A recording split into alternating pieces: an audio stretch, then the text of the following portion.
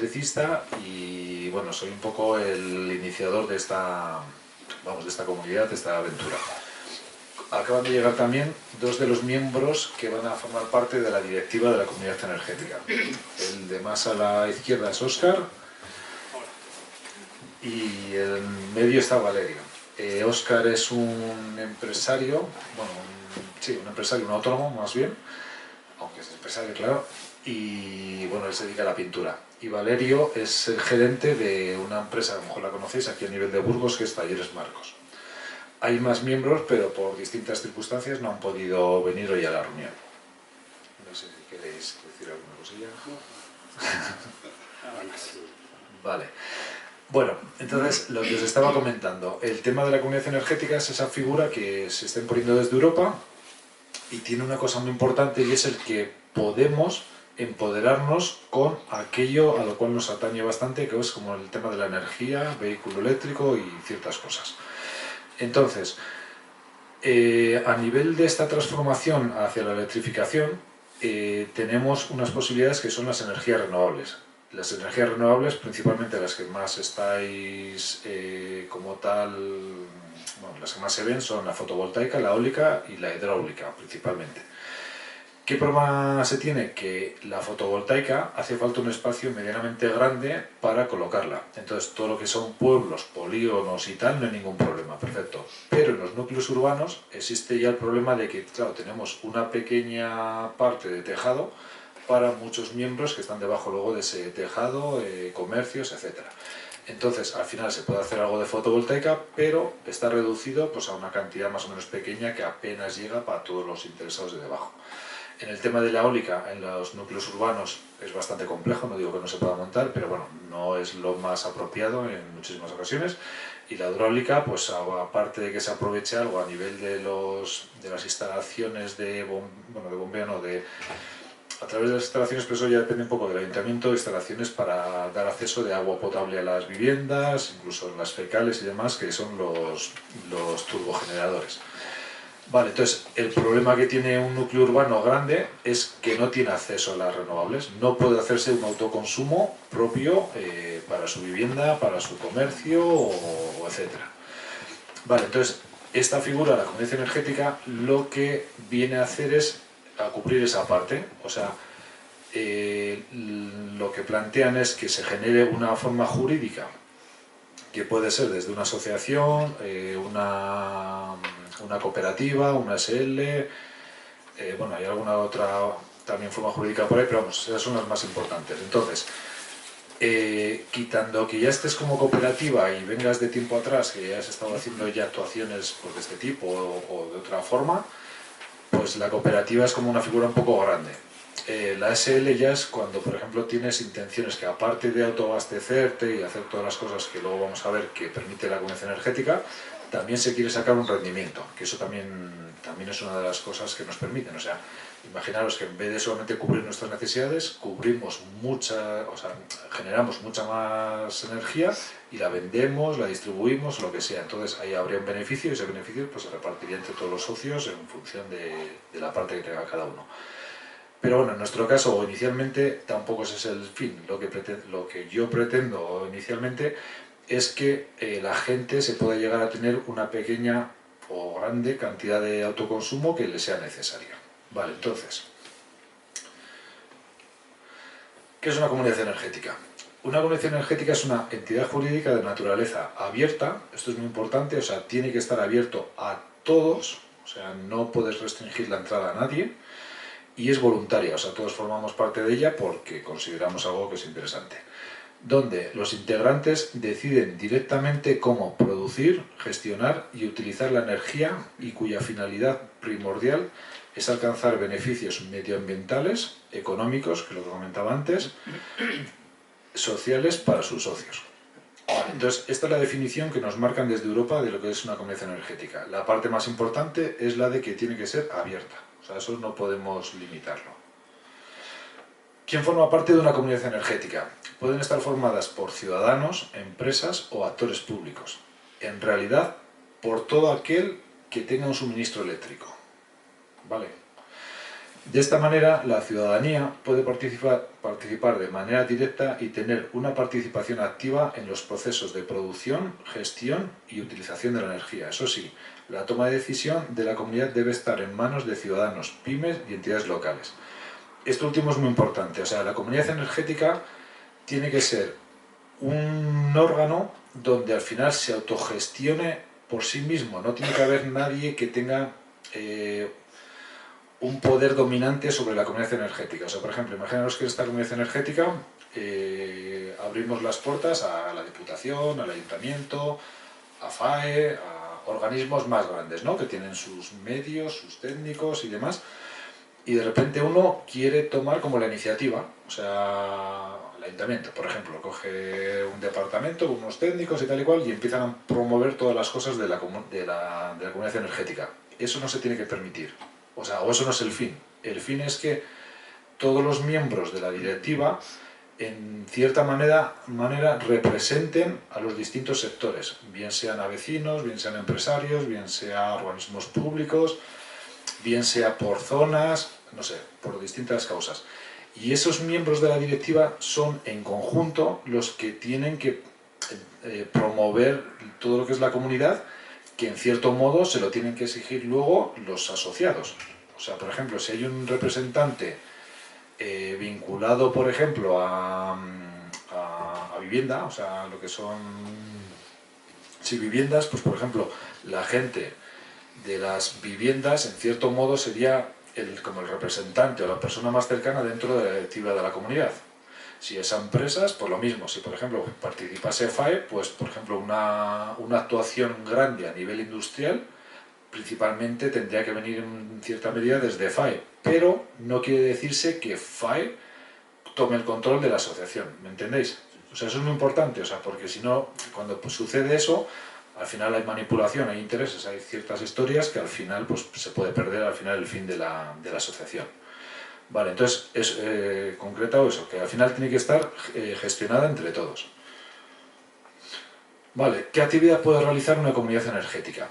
Generar energía a partir de fuentes renovables. Vale, esa es como la más cercana y la más, vamos, la primera como que se va a hacer, pero luego aparte se puede compartir, suministrar, almacenar y distribuir la energía generada. Vale, pues ahí ya te puedes ir a también tener la figura de como comercializadora, como incluso llegar a poder ser distribuidora en un pequeño ámbito y demás, pero bueno.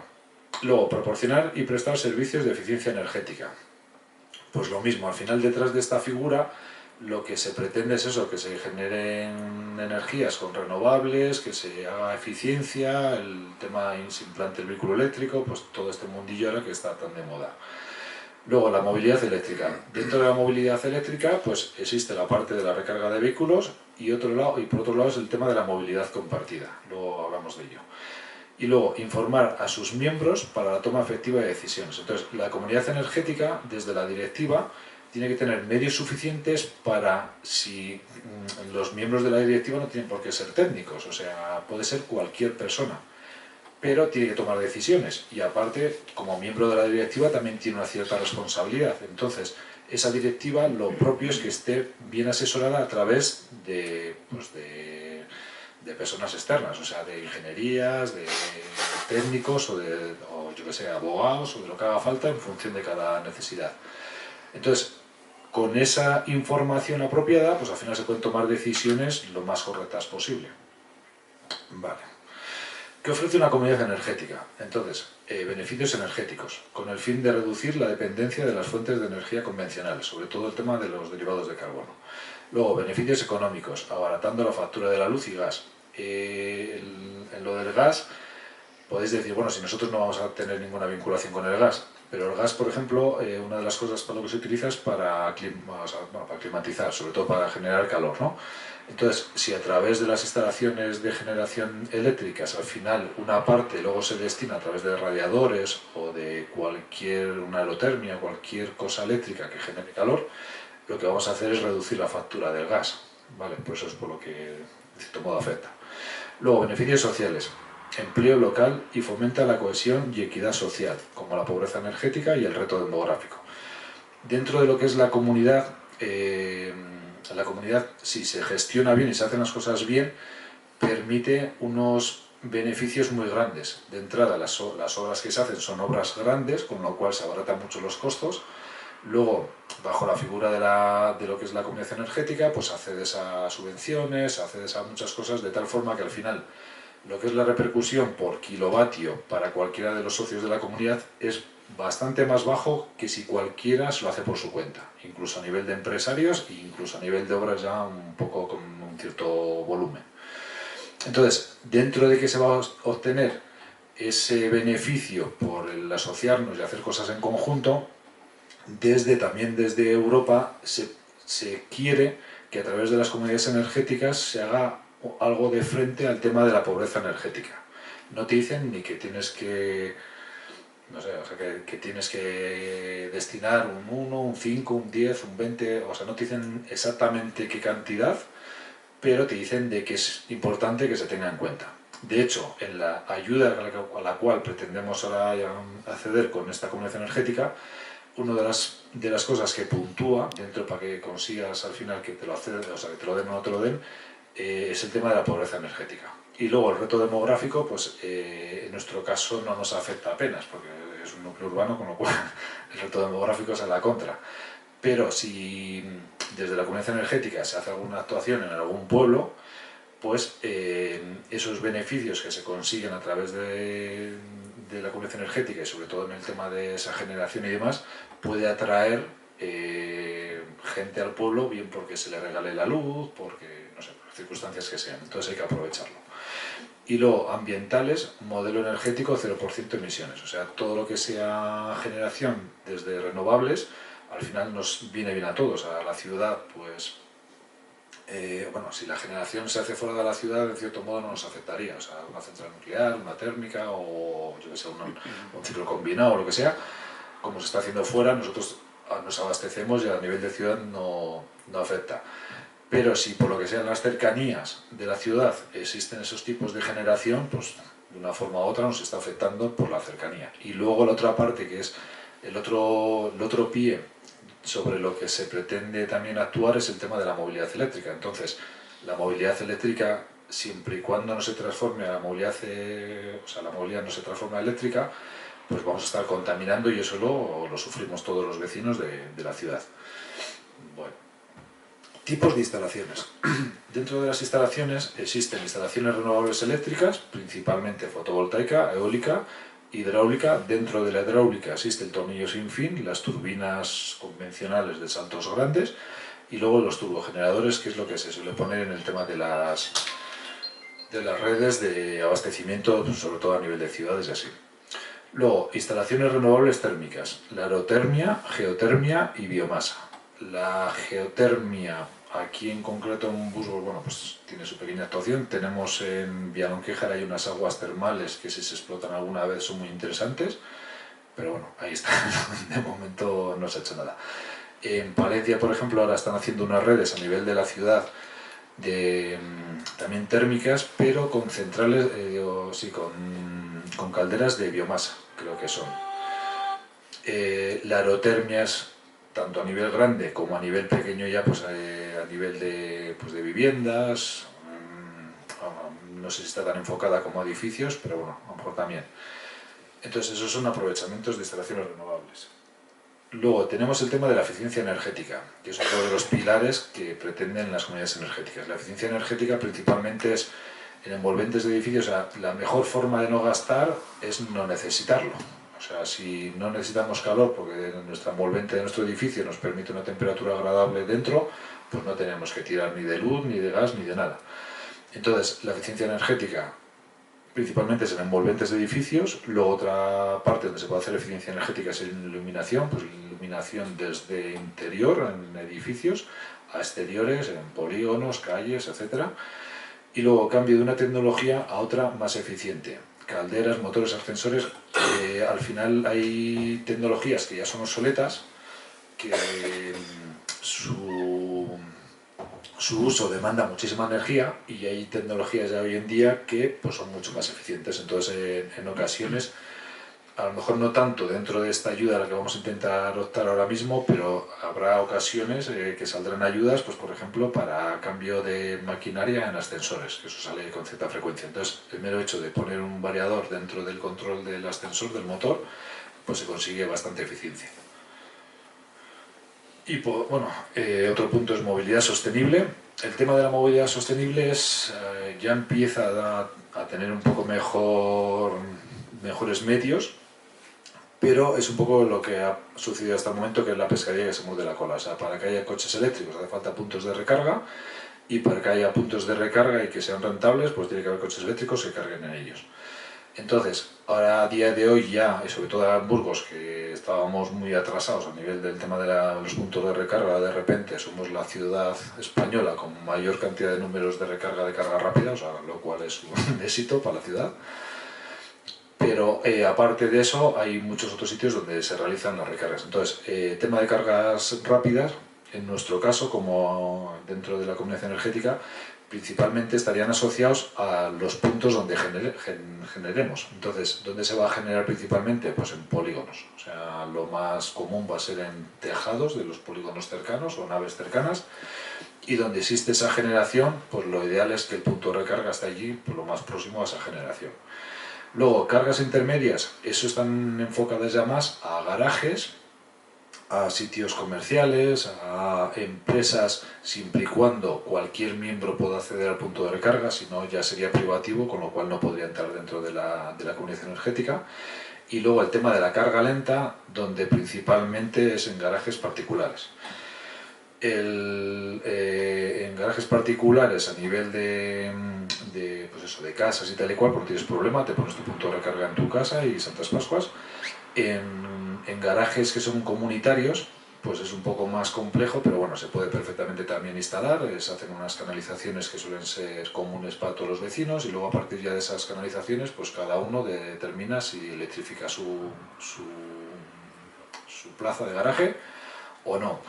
Claro, si electrificas solamente tu plaza de garaje y únicamente cargas tú en esa plaza de garaje, o sea que no es una plaza que sea comunitaria, no podrían entrar esos puntos de recarga dentro de la asociación, porque desde el principio hemos dicho que tiene que ser abierta a toda la gente, con lo cual no puede haber una cosa que sea privada. Pero sí que es cierto que a través de la asociación, una asociación de la comunidad energética, surgirán distintas ayudas, como las de Movele, etcétera, que lo que se hacen es subvencionar también, pues eso, puntos de recarga privativos. Entonces, pues desde la asociación se puede al final mover, la asociación, la comunidad energética, se pueden mover esas actuaciones de tal manera que al final pues haga mejor una recopilación de gente interesada, donde consigues al final un volumen de obra, y luego esa obra pues se ofrece a los distintos instaladores o a la gente que vaya a realizar esa obra, con lo cual abaratas costos principalmente, y aunque luego el punto de recarga como tal sea privativo, ¿no? Vale, y luego, por otro lado, y muy importante, no sé si sois conscientes, pero cada vez es más interesante, esto el tema de vehículos compartidos, la movilidad compartida. Entonces, el coche es una cosa muy interesante, o sea, un ejemplo, por ejemplo, imaginaros, a ver, no es a lo mejor para todos los socios de la comunidad, pero sí para ciertas empresas o ciertos asociados, por ejemplo, a nivel de empresarios. Muchos empresarios tienen ciertos viajes, ¿no? A lo mejor no es el típico comercial, pero bueno, una vez al mes pues haces 2 o 3 viajes largos, de aquí a Madrid, a Bilbao. Bueno, largo no a Málaga, que ya empieza a ser un poco más rollo el tema del vehículo eléctrico, con las cargas y tal, pero en un radio de 200, 300 kilómetros, 400 también, bueno, al final el vehículo eléctrico te permite perfectamente el moverte en un cierto radio, donde si cuando llegues a tu localidad o a tu sitio tienes ahí luego también la posibilidad de recargar, pues perfectamente con la siguiente carga vuelves, ¿no? Vale, entonces, ¿qué ventaja tiene el vehículo eléctrico? Al final es un coche que sus prestaciones es una gozada, si les habéis probado están genial, o sea, el tema de que no generen ruido es una gozada dentro del coche. Sus prestaciones como coche son muy buenas cuando te vas a gama media alta. Su consumo es ridículo siempre y cuando se recargue de forma privada. O sea, si estamos hablando de que el kilovatio que le metes al coche estás entre 0,15 y 0,25, pues al final haces una cantidad de kilómetros que viene a ser entre 3 o 4 veces más barato que si le llenas de gasóleo. Y luego tienes un vehículo con unas prestaciones elevadas, pero que ¿para qué queremos comprar cada uno de nosotros un vehículo de esas prestaciones que son caros, cuando al final luego en realidad muchos pues lo utilizamos, yo qué sé, pues las vacaciones y lo que estamos diciendo, X viajes que haces al año? Entonces, es preferible en muchas ocasiones decir, bueno, nos vamos a juntar 10 personas, 20 o los que sean, se va a comprar un vehículo común y le vamos a utilizar a través de una aplicación y unos requisitos que se marquen, pues cada uno cuando le haga falta. Eso es una amortización 10.000 veces más rápida que el que se compre un coche a título particular. Quien lo necesite habitualmente, evidentemente, a lo mejor no es la figura que le venga bien, pero en este caso, como estoy planteando yo, es la posibilidad. Luego, ¿qué ventaja tiene este vehículo? Que por un lado, el IVA medio te le vas a desgravar, medio entre comillas, pero bueno. Luego, en el caso, por ejemplo, de esta ayuda a la que pretendemos acceder con esta comunidad energética, en el tema de la movilidad hay un 40%. ¿Qué quiere decirse? Que si el vehículo vale 100.000 euros, por poner un ejemplo, ya nos va a costar 60, no 100.000. Luego, con respecto a las marcas, estos vehículos que son así de bastantes personas les interesa bastante porque al final es una especie de vehículo de prueba también a su vez para ellos, con lo cual te suelen aplicar descuentos bastante majos. Bueno, en conclusión, que al final se abarata mucho ese costo de conseguir ese vehículo y luego al final, a poco que lo utilice chiquitillo, se pueden meter en zonas cerradas, bueno, en zonas cerradas, o sea, en comercios, en colegios, tal, de tal manera que al final el control de esos aparatos siempre está controlado. No es como cuando dejas en la calle, que lo que sucede en Madrid, uno está tumbado, el otro no sé qué, el otro le ha metido un golpe, o sea, está más controlado. Entonces también se podría plantear algo en ese aspecto. Vale, hasta aquí poco más o menos lo que se puede hacer con la comunidad energética.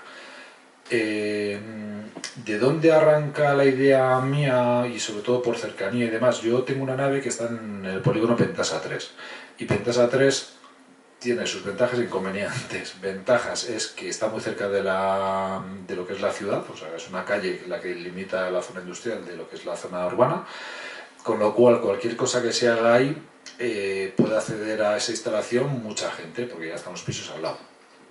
Dentro de lo que es Pentasa 3, y por aprovechar cosas que no tienen ahora mismo un uso y que es fácil que a lo mejor no lo tengan nunca, yo había planteado, o he planteado lo de, a ver si lo que son los límites que limitan con los otros polígonos. O sea, esto es Juan Ramón Jiménez, se accede por aquí y por aquí. Por aquí está delimitado con plastimetal esta zona, y aquí está el Bricoleal y un supermercado exactamente. Y luego por este otro lado tenemos esta zona que es la gasolinera nueva que han creado. Parte de esto también es zona de la gasolinera, y luego, pues, bueno, aquí realmente no, porque esto ya es con el exterior y seguramente sea complicado lo que os planteo ahora, pero aquí sí, internamente aquí esto es un espacio de cierres metálicos de una empresa que hay aquí, y lo que os voy a plantear aquí sí que es muy viable. Vale, esto es un planteamiento que he planteado yo, que no quiere decirse que se vaya a hacer porque necesitamos, bueno, sí necesitamos de que la comunidad quiera hacer esto como polígono. Pero como es un uso dentro del polígono al cual no estás obligando a nadie a que tenga que poner un dinero para esa instalación, sino que es solamente para un uso del polígono, de un espacio, en un principio con 1/3 de los votos de los miembros del polígono valdría para que esto se pudiese ejecutar. Entonces, 1/3 yo entiendo que es medianamente accesible. No sé lo que sucederá cuando se plantea el polígono, pero a mucha gente cercana y tal y cual se lo he comentado, la verdad que lo ven interesante y demás. O sea, es una forma de que el polígono obtenga unos ingresos. Para el resto de la gente es muy interesante. Voy a continuar casi para que veáis de lo que os estoy hablando. Pero bueno, está pensado poner ahí donde os he planteado. Bueno, otro detalle, entre toda esta zona y esta más o menos se podrían instalar unos 1200 kilovatios, o sea, es un 1,2 megavatios, es una instalación medianamente considerable. Vale, esto es lo que yo planteo. Lo que planteo es, en estas zonas límites que estamos diciendo, que sería aquí, esta es aquí hay un muro y encima hay una valla, esta es la zona de plastimetal y esta es la zona de pentásatel. Entonces, aquí, con una instalación de unas marquesinas fotovoltaicas, en la parte superior sería colocar las placas, más o menos el estudio que ha realizado un técnico es que se podría hacer de 8 metros, es la anchura de esta marquesina, con lo cual 4 metros pertenecerían en este caso a Pentasa 3 y los otros 4 metros habría que llegar a algún acuerdo de alguna manera con el otro polígono. Esta es la otra parte, la parte donde está la gasolinera. Entonces, donde está la gasolinera está muy pegando a la valla del polígono, con lo cual esta parte se mete debajo de lo que es, vamos, que casi nunca le va a dar el sol, porque la altura de la gasolinera la tapa incluso casi en las horas centrales, que es cuando más alto está el sol. Entonces, en esa parte, en el mejor de los casos, solamente se podría hacer de la parte de la valla para adentro, para nosotros, para Pentasa 3. Y en el resto se podría también plantear la misma historia que en el otro lado. Joder, qué oscuro se ve aquí. Vale, esta es la realidad de lo que os estoy contando a nivel de teoría. Esto es un aparcamiento en un centro comercial y estos son, todas las marquesinas son fotovoltaicas. Entonces, sería lo mismo que esto, con una diferencia de que esto sería más alto, porque aquí en la parte más baja tenemos que respetar los 4,5 metros para que pase un camión por debajo. Esta es la otra figura, la que comentábamos que si no quiere las otras partes, con los que limitamos, formar parte, pues se podría hacer de esta forma, solamente en vez de 8 metros, 4 metros y en la parte, en el espacio de Pentasa 3. Bueno, esto ya son detalles, que la parte, pues aquí lo que se ve es que realmente no hay chapa, que directamente son las placas las que se colocan, tienen unos sistemas para recoger el agua entre medias de las placas. Normalmente, bueno, en este caso, en esta instalación, al final de cada marquesina hay un inversor, en este caso de Huawei, y esto es pues un detalle de lo que es la estructura metálica. Vale, posibles obras. Fotovoltaica, tejados Pentasa 3 y otras naves del entorno. O sea, por un lado se podría aprovechar siempre y cuando la comunidad dé el visto bueno para lo que hemos planteado hasta el momento. Y luego, por otro lado, si eso no es viable, pues ya sería que miembros, o sea, empresarios que se pasen a formar parte de la comunidad energética, bueno, o que no formen parte. La cuestión ya sería el alquilar tejados. Entonces, en todo Pentasa 3, por lo menos en la foto que estoy mirando, la única nave que tiene placas solares, vista desde Google Maps, es esta, que corresponde exactamente a Sancotez, una empresa que hay aquí. Aquí es el acceso para ir a la gasolinera. Bueno, como podéis ver, en este caso esta empresa, bueno, aquí hay 3 naves.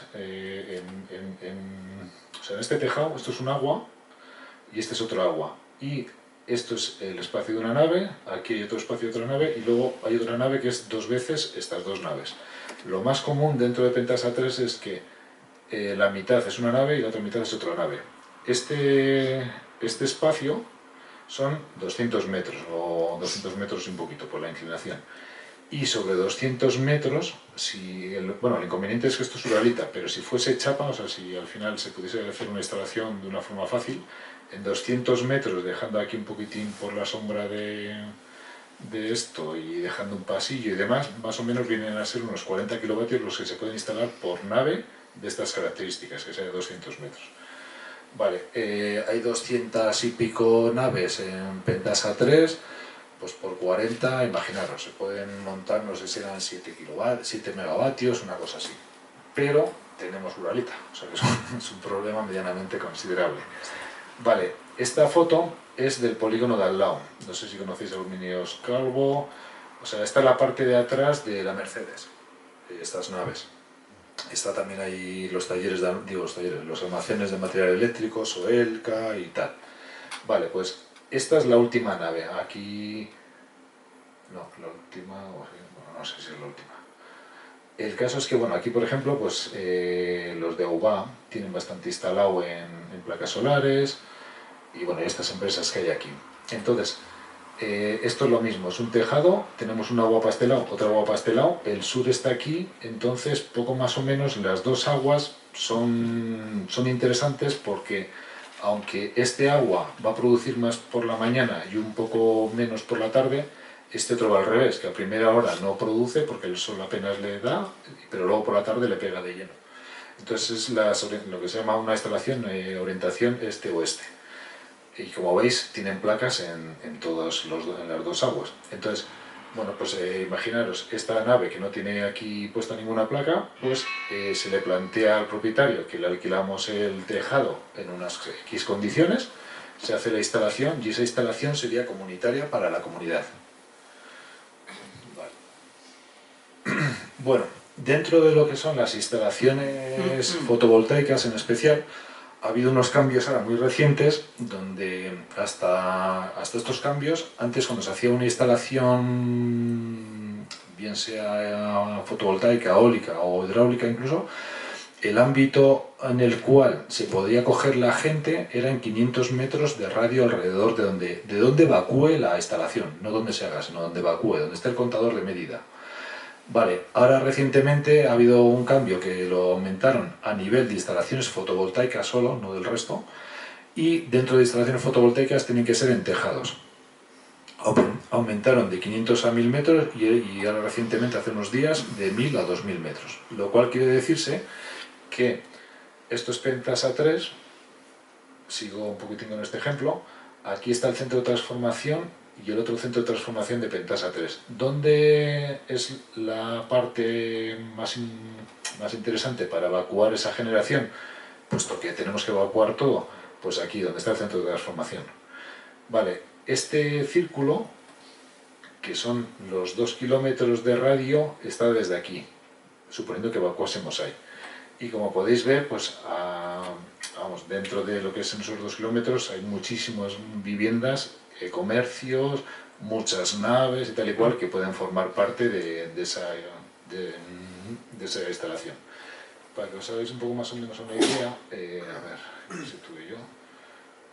Aquí está Midas. Este es el Hotel Porta de Burgos, ¿no? Creo que se llama. Sí. O sea que casi llegamos hasta ahí, no llega por poquito. Y luego por aquí, esta es el hospital, yo creo que más o menos está por aquí. Esto es un plano que está sacado ¿cómo se llama esto? Bueno, del tema de los agricultores, del SIPAT. Y entonces no es tan exacto y le renuevan, yo creo, cada mucho tiempo. No es como si fuera de Google Maps, que es mucho más preciso. Pero bueno, aquí está el hospital más o menos, con lo cual coge parte del G3, todo el tema de lo de Villimar, toda esta parte de aquí de Chales, o sea, vamos, que abarca muchísimo. Vale, eso es con respecto a la parte poco más o menos norte de la ciudad. Luego existe otra posibilidad que es en la parte sur. En la parte sur,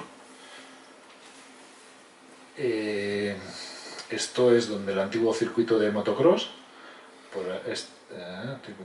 esto es San Pedro y San Felices, creo. Esta de por aquí, esta es Alfareros. Aquí está San Agustín. Bueno, no sé si más o menos os situáis.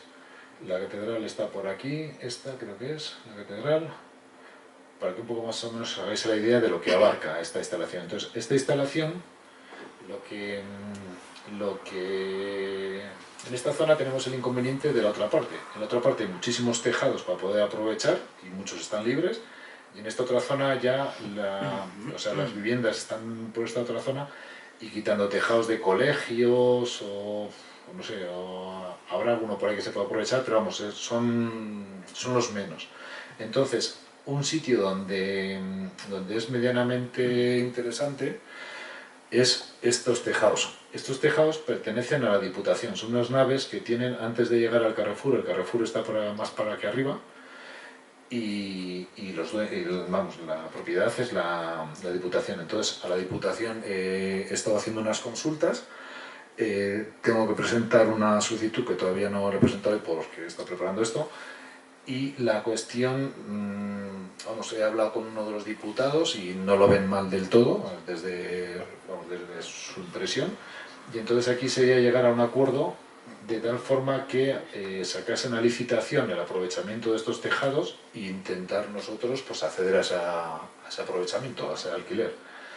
Claro, evidentemente no nos lo pueden dar a nosotros directamente, o sea, tendría que salir a licitación y, oye, si hay más gente interesada, pues el mejor postor se lo llevaría. Una horita también, esos. No, esto es chapa. Esto es chapa. Lo que pasa es que el arquitecto este se acabó. Coge otro. A ver, ¿Cuál? Sí.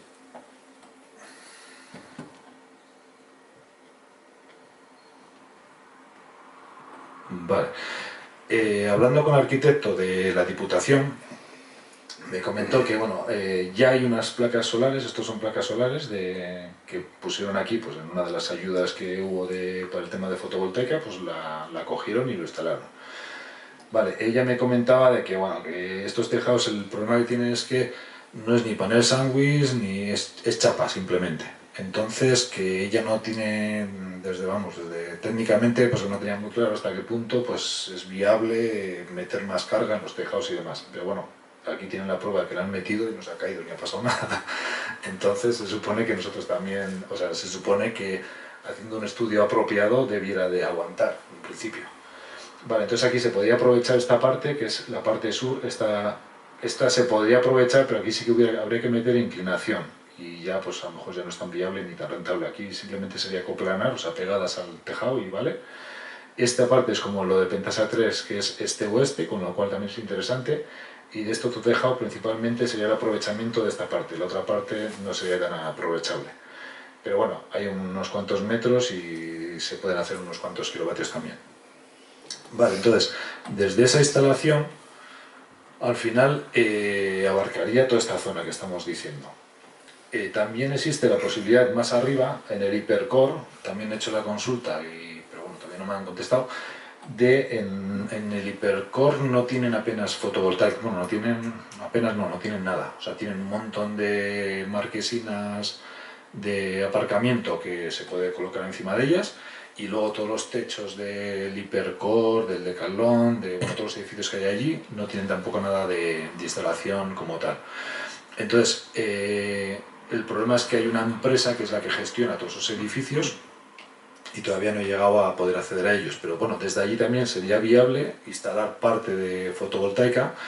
No llegaría luego hasta aquí lo que es la posibilidad de acogerse a esa instalación, pero a lo mejor estamos hablando de que es por aquí, o sea que una parte sí que se podría acceder. Vale, esto es una imagen ya de lo que es la ciudad de Burgos. Entonces, más o menos Burgos es un poco alargada, ¿no?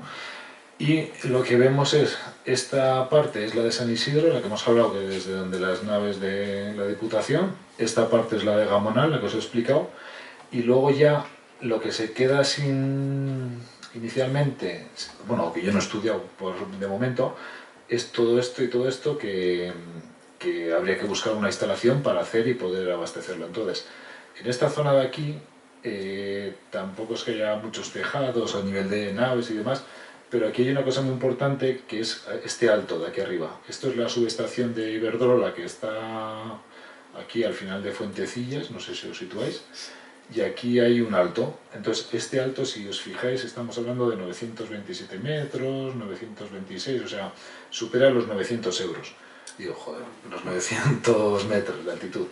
Entonces aquí seguramente es medianamente viable la posibilidad de instalar eólica, cosa que en el entorno de la ciudad no es tan fácil. Por ejemplo, aquí pues se pretende hacer una prueba de colocar un molino, un mini eólico, para, más que por producir, por ver exactamente al final cuál es el rendimiento de la eólica en esta zona. Porque si es medianamente viable, también hay mucha zona para poder colocar eólicos, ya que son naves industriales y no molesta tanto como zonas que sean más cercanas a la ciudad.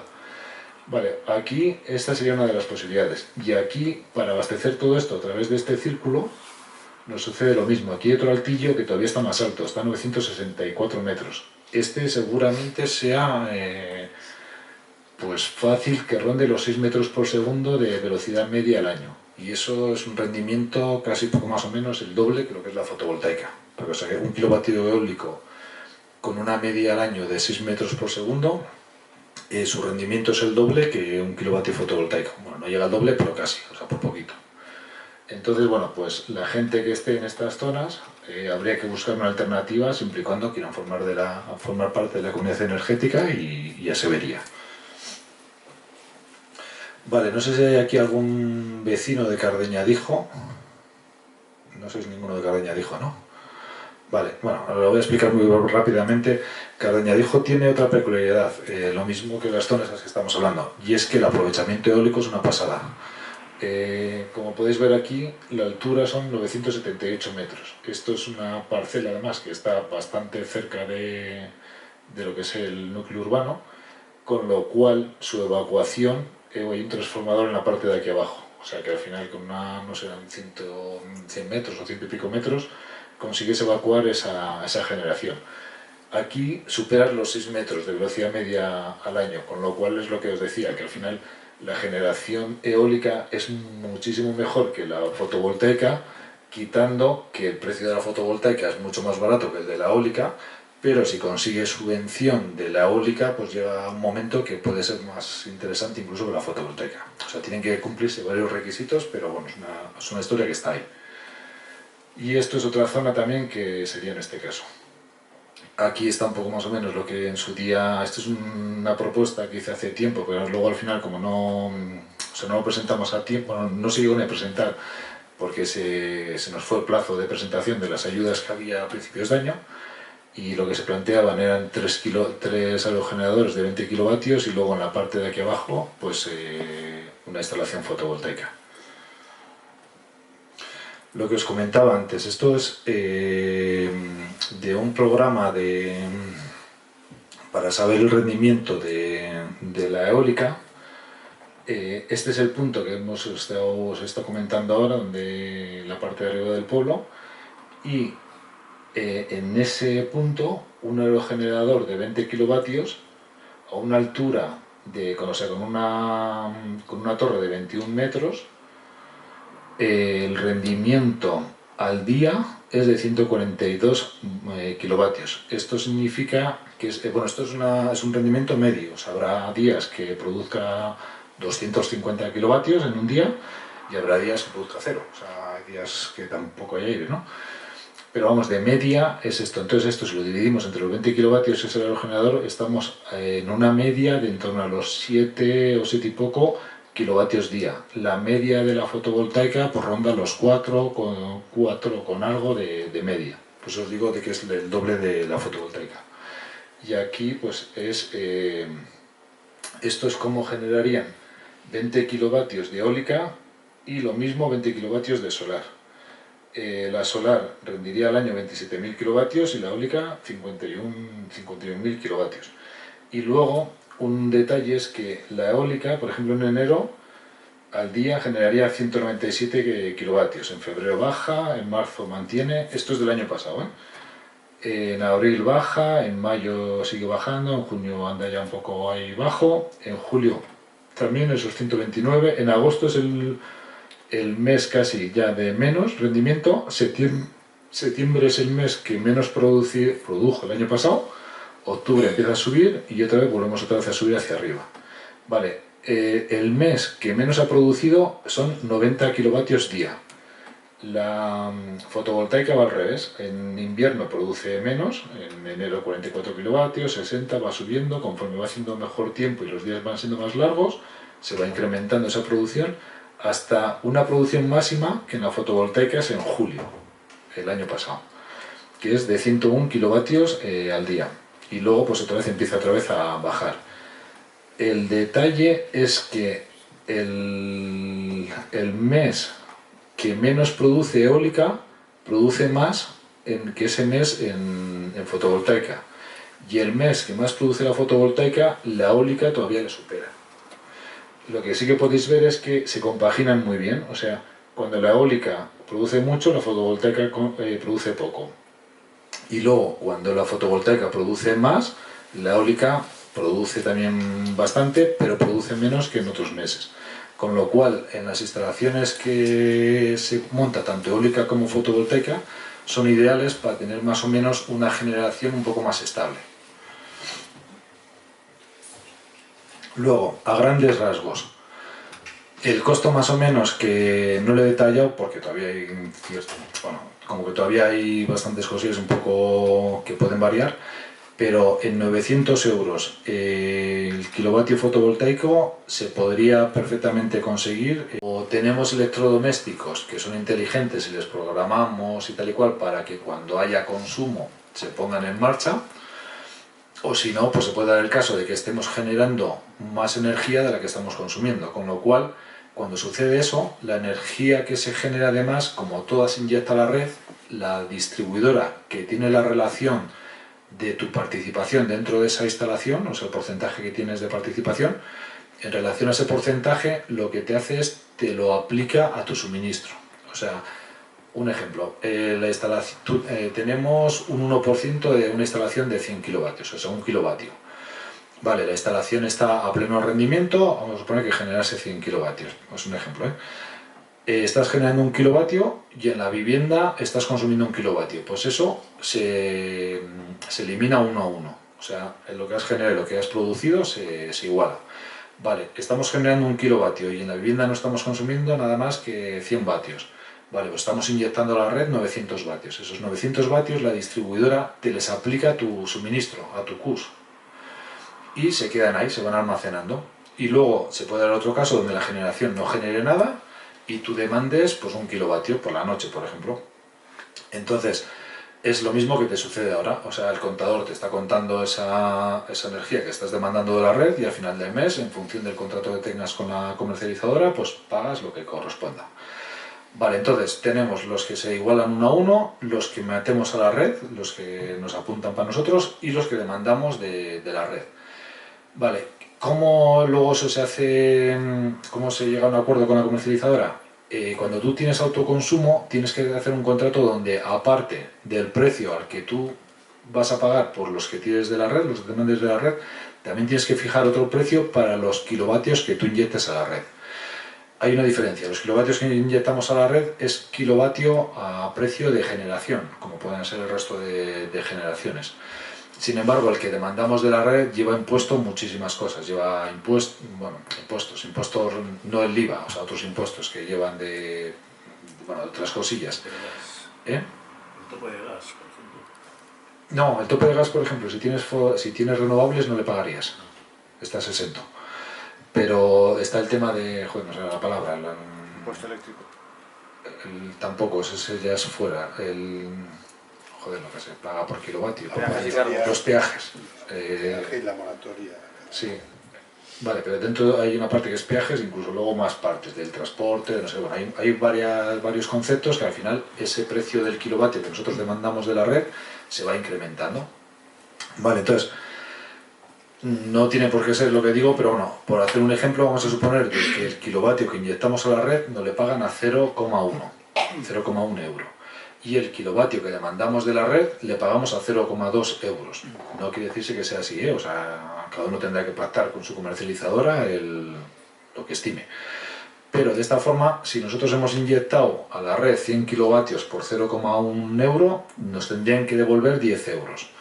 Y si hemos demandado de la red 100 kilovatios y les pagamos a 0,2 euros, nos costarían 20 euros. Al final, cuando se hace ese balance a final de mes, la comercializadora te debe 10 euros y tú la debes 20 euros, con lo cual al final te hace la resta y pagarías 10 euros. ¿Me entendéis eso cómo funciona?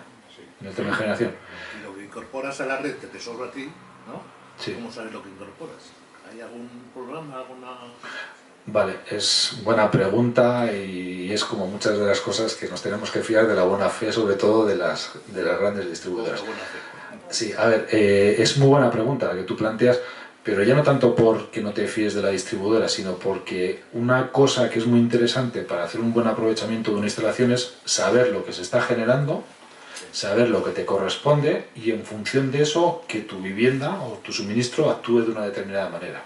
¿Qué quiere decir? O sea, imaginaros que todo lo que inyectamos a la red, tenemos claro que nos lo van a pagar la mitad de lo que demandamos de la red. Con lo cual, cuanto menos inyectemos a la red, más interesante, más rendimiento. Y que te dejen inyectar, es otra cosa. En un principio sí, en autoconsumo sí. Otra cosa es cuando en instalaciones a nivel ya de generación para venta o cosas de estas, pero en autoconsumo hay ciertas condicionantes, pero en general, quitando cosas un poco raras, en general sí, te tienen que permitir hacer el contrato de inyectar a la red. Esto es lo que es compensar, un contrato de compensación vamos, dentro de lo que es la figura de la instalación y después con la distribuidora. Vale, lo que estabas comentando de cómo sabes, si te fías y demás. Como comunidad energética, como título particular es muy difícil, porque o compras un producto que está en el mercado que te haga esos requisitos que tú quieras que haga para aprovechar mejor la electricidad, pero sin embargo como comunidad energética, al ser muchos miembros, suponiendo que haya muchos miembros, se puede buscar una solución donde al final haga lo que tú quieres que haga para ese buen aprovechamiento. Y aparte de que hagas ese buen aprovechamiento, es muy sencillo, es mucho más sencillo el llevar un control de la generación y de los consumos de los distintos asociados, porque eso simplemente es hacer lecturas de unos contadores y de otros, y a los contadores hoy en día se hace bastante fácil. O sea, se puede acceder. Entonces, al final, una de las cosas que tendríamos que hacer la comunidad energética, no, a lo mejor inicialmente, pero un poco con el tiempo, es una aplicación donde continuamente esté registrando toda la generación, esté registrando también los contadores de los asociados en función de cómo tal, y haga esa relación de lo que cada día y cada hora es la misma que la que tiene que hacer la distribuidora. Entonces puede haber un pequeño margen por alguna lo que sea, pero va a ser un pequeño margen, o sea, no que de repente la distribuidora haga, yo que sé, cualquier cosa rara por fallo o por la causa que sea. O sea, que tengamos ese control nosotros, ¿me entendéis?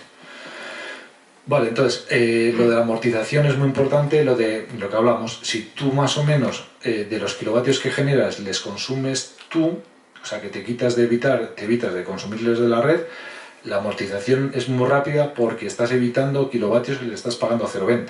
Sin embargo, si de los kilovatios que generas les estás inyectando a la red, la amortización no es a 0,20, es a 0,10, con lo cual se incrementa al doble. No sé si me seguís. Entonces, mientras no exista un sistema de control que te permita esos excedentes de la generación meterles a agua caliente, a cargar el vehículo eléctrico, a cargar una batería, a algo que después lo aproveches a ese precio del 0,20, ¿no?, del kilovatio que tú demandas, pues lo mejor es no cubrir todos los kilovatios que tú consumes, sino cubrir la parte que puedes más o menos generar y gastar a la vez, ¿me entendéis? Entonces te tienes que ir a una cantidad de instalación tirando más bien un poco a baja, hay que calcularla, en función de cada vecino, de cada empresa y demás, pues eso se estudia y se calcula lo más óptimo. Sin embargo, si pudiésemos tener ese control, aparte de cubrir la instalación, o sea, digo, el consumo eléctrico, incluso ya la gente se podría plantear también una parte destinarla, por ejemplo, a calefacción. ¿Qué inconveniente tienes con destinar a calefacción? Que aquí en Burgos es más necesaria la calefacción que el aire acondicionado, más o menos en general. Pero tenemos un inconveniente, que si estás generando con fotovoltaica, en invierno es cuando es menos productiva, con lo cual, para que tú puedas generar energía calorífica a través de la fotovoltaica tendrías que tener muchos kilovatios, que luego en verano vas a tener mucha producción y tampoco la vas a poder como tal gastar, no sé si me entendéis. Sin embargo, si hay eólica o hidráulica, es muy factible el tema de también generar energía calorífica, o incluso también frío, por ejemplo con una aerotermia, a través de la eólica, que al final, pues como tienes también bastante producción en invierno, pues es muy interesante. O sea, a ver, todo esto permite muchas cosas, pero hay que estudiarlas en función de cada aprovechamiento, de cada cliente y demás. O sea, no es algo que, pampa todo, ¿sabes? Vale, pues ese detalle. Y bueno, robos y preguntas. La evacuación, que has hablado mucho, ¿es física, es virtual o hay que hacer instalación? Es física.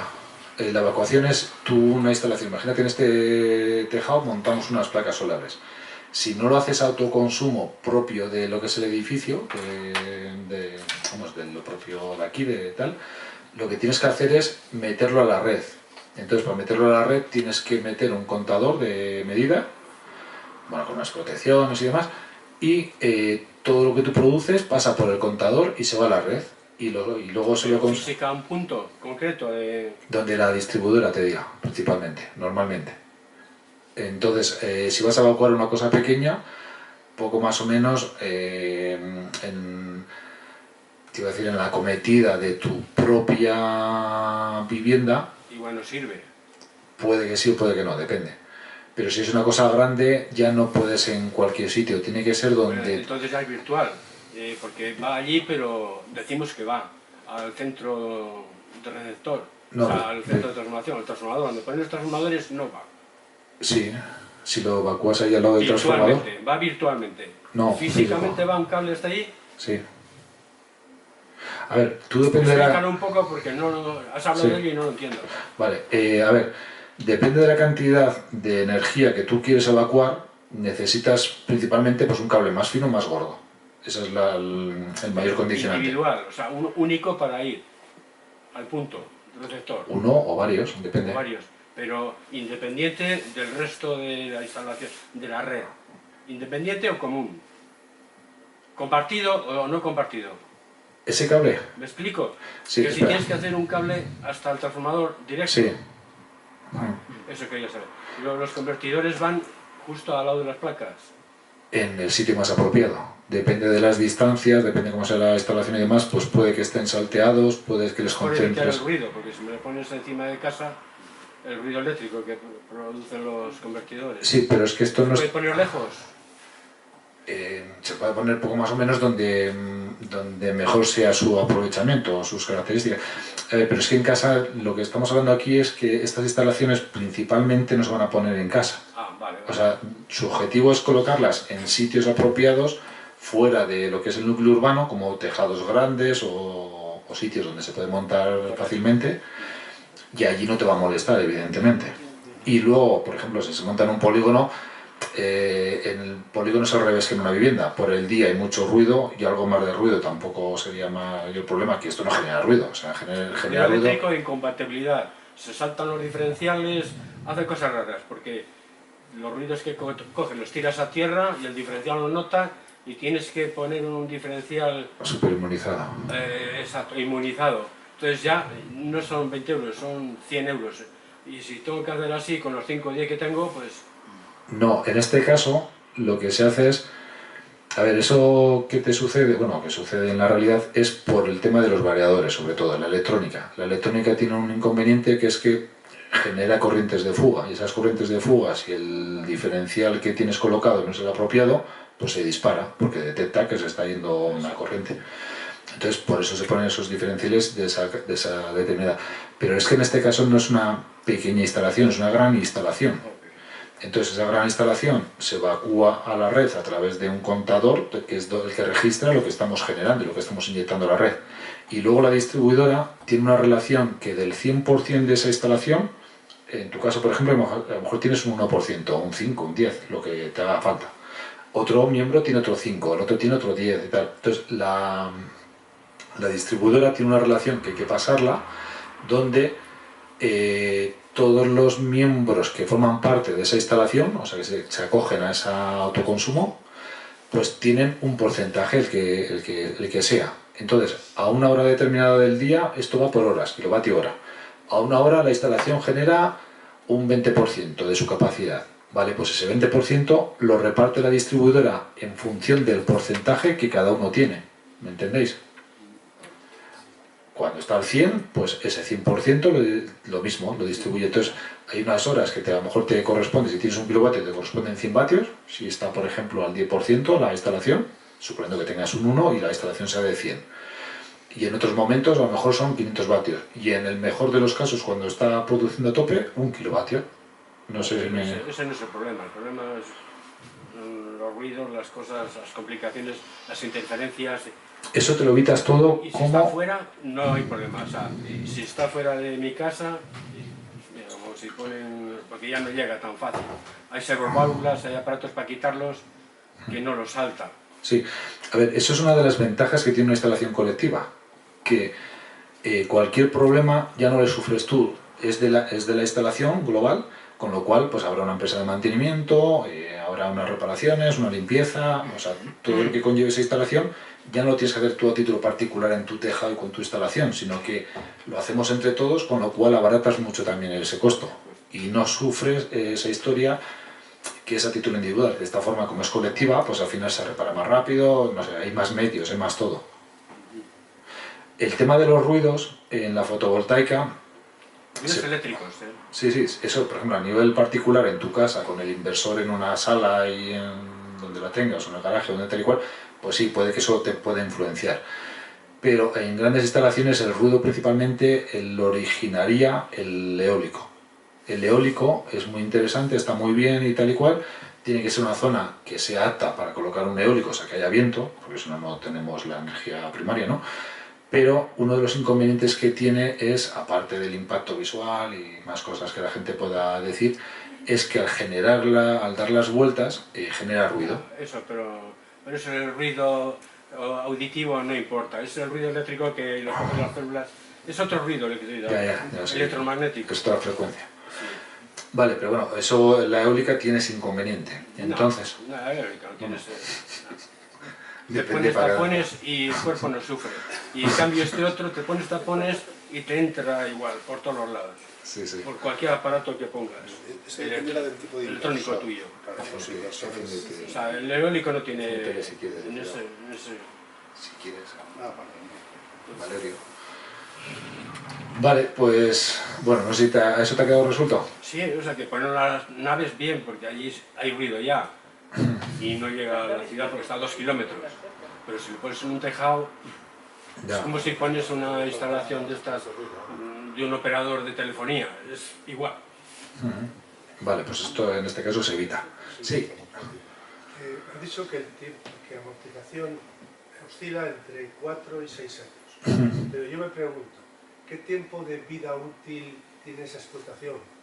Vale. O esa instalación para poder seguir explotando. Sí. En el caso de la fotovoltaica, sí, más o menos ya se habla de 25 años. ¿Qué se entiende en esos 25 años? Que las placas solares, que es una de la parte de la instalación, están ya homologadas para que cumplan que en 25 años no bajen por debajo del 80% de su producción. O sea, va bajando poco a poco la producción de la placa, pero en 25 años tiene que bajar de ese 80%. Vale, las placas es una cosa que es muy dura, muy robusta. Averías, puede quedar alguna, pero es lo menos frecuente. O sea, que en esos 25 años hay muchísimas instalaciones y la placa es de una determinada calidad que no te da ningún problema. Limpieza, aparte, simplemente. La otra parte que es más débil o que puede generar problemas es el inversor. El inversor sí que, por ejemplo, si montásemos placas con microinversores, o sea que cada placa lleva su inversor, esos microinversores sí que están dando vidas de 20 años y superiores. Sin embargo, inversores grandes, como hemos visto antes ahí de la instalación, que salía uno grande, esos el fabricante te garantiza pues en torno a los 5 años, puedes hacer una ampliación de garantía que puede llegar a los 10 años, pero después de los 10 años hasta los 25 hay muchas posibilidades de que dé algún problema. Hay veces que se repara, hay veces que hay que cambiarle, depende, o sea, depende de las circunstancias. Entonces, con respecto a la pregunta, en la vida de la instalación y por ejemplo, yo que sé, el contrato de alquiler del tejado normalmente se suele hacer en torno a los 25 años. En esos 25 años las placas casi no suelen dar problemas, los inversores sí que pueden dar algún problema y luego mantenimiento. ¿Me sigues? Entonces, con esto que quiero decir, que si tú haces una inversión que entre 4 y 6 años más o menos lo amortizas, significa que después, desde el 6.º año, si ya la has amortizado, tendrías energía gratis. O si haces una relación de que dices, bueno, esta inversión la voy a amortizar en 25 años, esta instalación va a generar X kilovatios, pues el kilovatio a mí me cuesta a tal precio. Y ese precio ronda los 0,04 euros por kilovatio. O sea, ahora lo estamos pagando en torno a los que mejor contrato lo tienen, en torno a los 0,15, 0,16, Y con una instalación de este tipo, si lo haces esa amortización a la vida de la instalación, como en esos 25 años va a haber que hacer alguna actuación, yo lo que considero son 15 años de los 25 que con la inversión inicial me lo cubra. ¿Me seguís? Tengo luego todavía el margen de los otros 10 años para esa producción me sea la que amortice esas intervenciones que hay que hacer en la instalación. Entonces, si coges que en 15 años de vida de una instalación de fotovoltaica, al año de media ronda los 1.300 kilovatios. Entonces, si cogemos 15 años, multiplicamos por 1.300 kilovatios, generas no sé cuántos kilovatios. Y esos kilovatios los dividimos entre los 900 euros que cuesta el kilovatio, pues te sale un costo, creo recordar, un poco de memoria, que rondaba los 0,04 euros. Es bastante interesante. ¿Está incluido en eso el costo también de la renta que habrá que pagar? Sí. Sí. Sí. El tema, yo en mi caso cuando lo calculo una renta única, es decir, vale, un contrato que luego depende de la propiedad, pues lo que considere. Pero dices, vale, te alquilo este tejado, tiene tantos metros, puedo hacer tal instalación, por kilovatio, pues X cantidad, la que hay un baremo, depende de cómo sea la instalación de complicada, depende de la evacuación, depende de varios factores, al final le vas a pagar más o menos por ese alquiler. Entonces, se lo puedes pagar de golpe, que es lo más fácil a nivel de gestión, o sea, tú al final haces un contrato o sea, cuando se haga una obra, al final va a tener un coste, ese coste lo vamos a tener que poner todos los que queramos formar parte de esa obra, ¿no? Lo pagas y luego ya como muchísimo lo que se queda es un remanente, pues eso, del mantenimiento, de la gestión del costo de la gestoría, bueno, de las 4 cosillas, del seguro y demás, ¿no? Sin embargo, si no lo haces todo de golpe, pues ya tienes que ese arrendamiento, pues hay que estar luego pasando unas cuotas para ir haciendo frente al arrendamiento, no sé cuánto. Entonces, me parece más fácil a nivel de gestión al principio quitar todos los gastos gordos y después ya lo que es el mantenimiento, o sea, la parte pequeña, ¿sabes lo que quiero decir? Pero vamos, dentro de ese precio, que al final es la pregunta, que me enrolle yo mucho, es que sí que está incluido ese arrendamiento. ¿Y respecto a los eólicos? Bien, 25 años. Sí, no, a ver, los eólicos ya tienes un mantenimiento que ese sí que es mantenimiento. Hace falta un engrase, hace falta unos aprietes, hace falta pues, ciertas cosillas. Entonces, a ver, aquí de lo que me cuentan me lo creo. Hasta que no lo haya experimentado, pues bueno, simplemente me lo tengo que creer. Yo, por ejemplo, en un vídeo que tengo en el canal mío, hice una visita a un fabricante de aerogeneradores de mini eólica en España, que está en Caslada, Alicante, y que son los iniciadores de la mini eólica a nivel de España. Bornay es una empresa que lleva 40 años en ese sector, en la mini eólica, y en un momento de la trayectoria se separaron de Bornay y se crearon 2 empresas. Por un lado se mantuvo Bornay, por otro lado se generó Enair, que ahora se ha convertido en Ris Energy, ha cambiado de nombre simplemente. Vale, entonces Bornay es un aerogenerador que pues es como menos evolucionado, por decirlo de alguna manera, y sin embargo Enair han evolucionado muchísimo la mini eólica. Para que te hagas un poco la idea, es un mini aerogenerador que tiene unas prestaciones muy parecidas a la gran eólica, sin llegar a todo el nivel de la gran eólica. Pero que normalmente el motor es fruto de que, por ejemplo, si los rodamientos donde está girando, cada vez si no tienen grasa, cada vez su rozamiento va siendo más grande, cada vez va generando más necesidad de electricidad dentro de lo que son los bobinados, hasta que llega un punto que el cable del bobinado pues, se cortocircuita, ¿entiendes? O sea, la avería del motor en muchas ocasiones es fruto de un mal mantenimiento mecánico, ¿vale? También puede fallar porque falla el motor, pero bueno, o sea, un motor, para que te hagas una idea, un motor, si te fijas en la industria en general, los motores tienen una vida de, si no han tenido un problema con los rodamientos, muchísimos de un montón de años. Es un producto que está muy elaborado, ¿entiendes? Y luego, lo restante, ya te digo, es hierro, y poco más o menos vale. O sea, luego ya está la parte de electrónica, que es la parte que está abajo, y bueno, puede fallar lo mismo que puede fallar la electrónica de una instalación fotovoltaica. Entonces, al final, con un mantenimiento un poco más o menos decente y con un producto que sea de calidad, o sea, que esté homologado, como es el caso de esta gente, la vida de un aerogenerador es muy larga. No sé si te he respondido. Bueno, Bueno. Están dando más problemas la gran eólica que la mini eólica a este nivel. Estoy por el campo y tanto lo digan los camiones y las grúas por ahí, Sí. muy a menudo, demasiado. Sí, dan averías. O sea, aparte de mantenimiento, dan averías. La que es cojonuda es la hidráulica. Eso es lo mejor que existe. Lo que pasa es que es más difícil implementarla. Pero bueno, eso son 24 horas produciendo a piñón fijo. Y su mantenimiento es bajísimo en el tema de la hidráulica. Bueno, ¿alguna preguntilla más por ahí de alguien? Te iba a preguntar, en estos círculos en el centro del cual se genera la electricidad, ¿cómo llega luego a la casa de cada uno? ¿Por la red general? Sí, es la típica pregunta que quien no está en este sector no se hace la idea.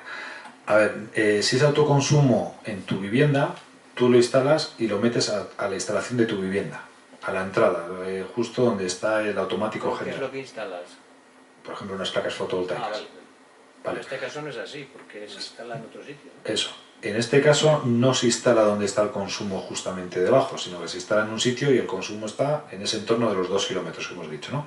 Entonces, toda la generación, toda íntegra, se mete a la red, como si Garoña no funciona, los molinos que están por ahí están produciendo y todo lo que generan lo inyectan a la red. Y luego esa energía se consume donde hay demanda. Vale. En este caso... Explica eso. Entiendo la red, pero hay unos transformadores típicos donde van todos, ¿o no? Centros de transformación. Centro de transformación. O sea, Sí. que tienen que ir a un centro. No, a ver, No. estamos hablando que no estamos hablando de instalaciones súper grandes y para venta, o sea, para que... Pero una cosa es cuando tú generas para que luego se consuma en cualquier parte de España, en cierto modo, ¿no? Aunque se va a consumir lo más cerca posible. Tú generas y ¿qué haces con ello? ¿Lo tienes que concentrar o lo metes donde puedes? Lo metes donde puedes de la Pues red, eso es lo que donde quería te saber. permiten, mejor dicho. Bueno, donde puedes. Pues si te permiten, puedes. Sí. Vale. Y esto no es generar para vender, esto es generar para autoconsumir. Pero es igual. No. Yo lo puedo producir en un pueblo y consumirlo aquí. Tengo una nave. Tienes, lo consumo aquí. tienes esa delimitación de los 2 kilómetros. En el tema de fotovoltaica y tejado, en el resto es menos, son 500 metros. 500. O sea, estamos generando en gran medida lo que también estamos consumiendo a la vez. O sea, estamos generando, lo metemos a la red, pero ¿quién son luego los que lo consumen? Nosotros mismos, o la gente más cercana a ese punto de inyección. Hay que ser socios de este grupo, apuntarse. Sí, a ver, la comunidad energética es todo esto que hemos estado hablando, es lo que se puede hacer, y una de las figuras de poderlo hacer y que se gestione y tal y cual es a través de la comunidad energética. Entonces, la comunidad energética, al principio lo comentábamos, que es una forma jurídica, o sea, una figura jurídica donde puede hacer todo esto que estamos hablando. Esa forma jurídica en concreto en esta comunidad energética que se está ahora mismo creando, o sea, se están ya... Esto viene de hace poco tiempo, en cierto modo, porque la ayuda de las comunidades energéticas empezó en diciembre, o sea, cuando se dijo de que existían estas ayudas. Entonces, a raíz de que existen estas ayudas, que son muy interesantes, o sea, la ayuda, para que os hagáis una idea, en generación, tanto en eléctrica como en térmica, ronda entre el 50 y el 60%. Es mucha pasta. Y luego en eficiencia energética es el 30% y en movilidad eléctrica el 40%. Y luego hay otra partida que es los sistemas de control, para eso que estamos hablando, para conseguir consumir lo máximo que generas.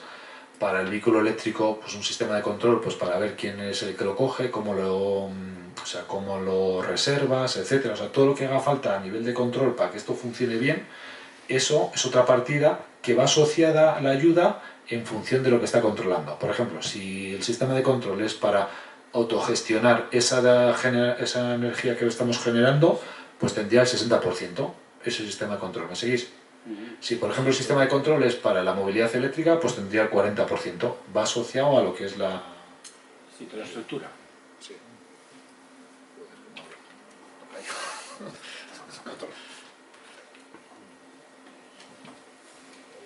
Vale. Vale. Entonces, la pregunta, que al final nos desviamos. A ver, la realidad es que tú generas como si fuéramos una central, o sea, un pantano, una central hidráulica, ¿no?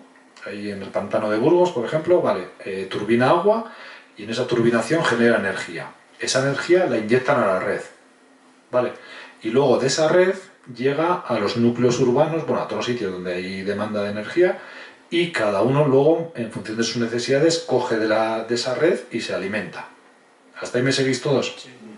Vale, pues nosotros haríamos lo mismo, haríamos una instalación, toda la instalación se inyecta a la red, igual que la central esta hidráulica, y después eso que estamos inyectando a la red lo consumirá por cercanía. La energía se consume lo más cercano a donde se está generando. O sea, si lo generas aquí y están consumiendo ahí, pues la energía que tú estás generando se está consumiendo ahí, no va hasta Sevilla. Puede llegar a Sevilla, pero no es lo común, no es lo normal. Entonces, la energía se consume lo más próximo a donde se está generando. Entonces, nosotros lo generamos, lo inyectamos y a lo mejor lo está consumiendo el vecino de al lado que no forma parte de nuestra comunidad para nada. ¿Vale? O lo consumimos a alguno de nosotros que estamos cerca de esa instalación. Vale, entonces generamos, lo inyectamos a la red y después, para saber esa generación a cada uno de nosotros lo que nos corresponde, la distribuidora es la que hace una lectura del contador de generación, lo que estamos inyectando, y a su vez también está controlando los contadores de consumo de cada uno de los suministros. Y a través de un programa lo que hace es parte de esa generación que te corresponde a ti te lo aplica a tu contador, y en función de si estás consumiendo cuando se está generando o no estás consumiendo cuando lo inyectas, o estás consumiendo cuando no estás generando, pues pasan esos tres casos que os he explicado antes. ¿No os ha quedado claro lo de los casos? Lo repito. No está bien. O sea, preguntad todo lo que queráis. A mí me es una cosa medianamente fácil, entre comillas, porque es mi sector, ¿no?, en lo que trabajo, pero las primeras veces como electricista, si yo escuchaba esto, también me hacía un poco la cabeza, no tenía muy claro cómo iban los tiros. Pues os digo que todas las dudas que tengáis, preguntarlas. Y esto luego, a base de repetirse mucho, al final acabas aprendiéndolo, también es la otra realidad. No sé... ¿Alguna preguntilla más por ahí, alguien? Eso no se puede compartir. Si... Un detalle para compartir. Vale, esto hasta ahora funciona de que tú tienes una representación de la generación y esa representación es para siempre, mientras tú no digas que de repente ahora esa producción tiene que ir a otra persona. ¿Vale? Y esos cambios se hacen ahora hasta febrero, se hacen por ley, puedes hacerles cada 4 meses. O sea, la comunidad energética nuestra, ¿no?, que tenemos esa instalación, esa generación corresponde a unos determinados miembros de la asociación, de la comunidad, y si queremos cambiar algo, imagínate a alguien que está viviendo aquí en Burgos, pero se va a Alicante. Entonces, ¿para qué quiere esa generación? Pues lo que tendría que hacer es venderla. Dentro además de la comunidad energética, tiene que ser totalmente fácil tanto el entrar como el salir. O sea, tiene que estar de una forma ágil eso. Entonces, esos kilovatios que ya no te interesan, les pondrás lo informarás a la comunidad principalmente, y alguien que pueda estar interesado en más energía, pues te les comprará a ti. Vale, a grandes rasgos ahora mismo esa es la forma. Luego eso lleva más bacalao, pero bueno, en realidad ahora sería así. Vale, entonces tú tienes una representación y en 4 meses te va a aplicar a tu suministro. Ahora lo que quieren hacer es, en vez de que sea estático de esa forma, de que en 4 meses no puedas variar, que sea dinámico. ¿Qué quiere decirse? Que tú cada hora puedas aplicártelo a tu contrato o cedérselo a otro a través de un convenio económico, de la forma que llegues. ¿Qué quiere decirse con esto? Que imagínate que por el día, en un bloque, el comercio tiene bastante demanda, porque es cuando está funcionando. Sin embargo, por la tarde a lo mejor está cerrado, y por la noche, suponiendo que generaríamos con eólica o con hidráulica, tampoco tiene necesidad. Sin embargo, en las viviendas es cuando se tiene más demanda, que es cuando ya estás en casa, empiezas a utilizar electrodomésticos y demás. Entonces tú puedes llegar a un acuerdo que ese comercio a lo mejor tiene 10 kilovatios contratados, pero tú tienes 5, le dices, vale, en estas horas mis 5 kilovatios que te les contabilicen a ti. Y luego en otras... ¿Con quién llegas a ese acuerdo? ¿Con la distribuidora? No, eso se lo tienes que... A la distribuidora no llegas con un acuerdo, a la distribuidora simplemente la informas. Sí. Entonces, ahora mismo, a ver, pretenden que se pueda hacer, lo que sí que es cierto es que es muy complicado a día de hoy hacerlo. O sea, es muy complicado ejecutar eso. O sea, porque estamos hablando de que cada hora, por cada día y por los 365 días, existe la posibilidad de que te pertenezca a ti, le pertenezca a Gustavo, le pertenezca al otro, o sea, porque encima no tienes por qué siempre hacer el mismo cambio con la misma persona o el mismo suministro, ¿sabes? O sea que puedes, por ejemplo, en unas horas llegar a un acuerdo con Gustavo, las otras 2 horas siguientes llegar a un acuerdo con Felipe, o sea, es complejo, ¿sabes? A nivel de gestión. Todo esto se va a conseguir hacer esa gestión cuando exista la figura de una plataforma que a través de blockchain, que es la base de las criptomonedas, de una forma automática tú puedas decir, que es poco más o menos lo mismo que lo que puede ser una bolsa de valores, donde dices, vale, yo tengo estos kilovatios en estas horas y en estos días les cedo. ¿A alguien le interesa? O sea, tú o lo valoras, dices, vale, yo ofrezco estos kilovatios en estas horas y en estos días a tal precio. Y luego llega otro que sí que en ese intervalo le interesa, dice, vale, te les compro. Pero eso tiene que ser todo automático, porque si no sería un caos. Es imposible, realmente, ¿vale? Entonces, desde Europa, incluso las charlas que dan y tal y cual, dicen que la forma de hacer esto va a ser de esa forma, a través de la blockchain y a través de, pues eso, un programa que se ejecute bajo de esa forma. Vale, para que eso se pueda hacer, también necesitas otro condicionante, y es que lo que es el valor de las cosas estén tokenizados. Tokenizado significa que, a ver, es que no sé si controláis algo de este tema. El tema de las criptomonedas, al final, una criptomoneda es una cosa que tiene un valor en relación a un algo. O sea, a ver, que esto es un poco... A ver, una instalación, 100 kilovatios. Vale, decimos, vamos a tokenizar esos 100 kilovatios. Entonces, vamos a hacer una unidad de 100 vatios. ¿Me seguís? Vale, entonces esa unidad de 100 vatios, como lo dividimos entre los 100 kilovatios, tendríamos 100 kilovatios, tendríamos 1000 unidades. ¿Me seguís? Cada una de esas unidades es un token de esa moneda. O sea, vamos a suponer que a esa unidad le decimos, esto es, lo llamamos, yo qué sé, no sé el nombre que podemos dar, criptokilovatio, por ejemplo, o algo así, porque va... Vale, y es una unidad. Entonces, esa unidad tiene un valor inicial que es, si el kilovatio vale 1000 euros, para hacer números redondos, esa unidad vale 100 euros, ¿vale? Y inicialmente las compramos cada uno en función de lo que queramos. Vale, en el momento ya que las has comprado dentro de ese sistema que estamos hablando de la blockchain y todo este tinglao, tú tienes en tu poder una unidad que son 100 vatios de una instalación. Y a partir de ahí, en esa blockchain puedes comprar y vender de la forma que queramos. Entonces, ¿cuál va a ser el precio? El precio que genera la oferta y la demanda, como lo mismo que unas acciones de bolsa. ¿Me seguís?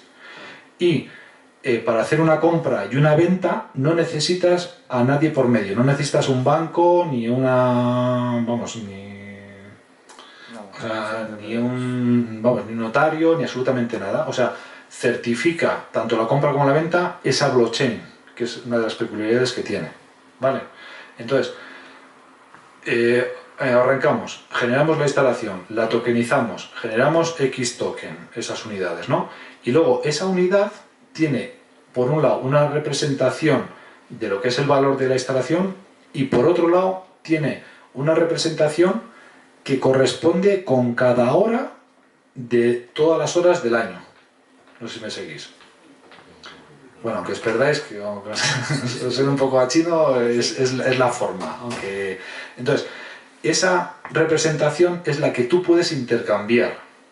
Tienes dos opciones, vender el valor del token inicial o prestar o vender la representación. Entonces la representación significa que en agosto te vas de vacaciones, no quieres esa energía y dices, vale, al sistema, que el sistema te tiene que permitir elegir las horas y los días que tú quieres intercambiar tu token, y dices, a ver, en estos días y en estas horas o en esta fecha, yo ofrezco 1 kilovatio, que es el que tú tienes de representación, en todas esas horas a tal precio. Y luego llega alguien que le interesa eso y lo compra, te le compra a ti. Entonces, el valor del que lo compra, a ti te entra en una billetera. Lo recibes, ¿vale?